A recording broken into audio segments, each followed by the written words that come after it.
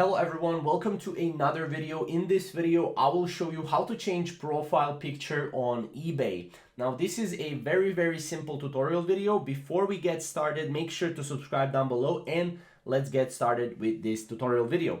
So first of all, as you can see, what you will need to do is you will need to open Google Chrome and go to eBay website.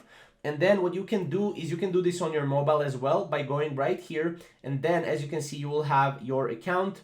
From your account, you will have account right here and then tap personal information. From personal information, as you can see, you can go here to three dots and you can go here to desktop site.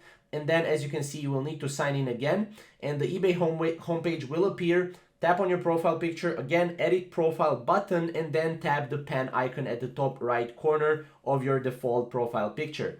Now on your PC, it will be pretty much the same. Obviously, it will be really simple, but as you can see, all you have to do is go to my eBay summary on my eBay, and then as you can see, you have it edit profile right here, and then you have this right here. So just click on that and you will be able to change your photo on eBay. It's that simple. If you have any questions or comments, comment down below and we'll see you in the next video.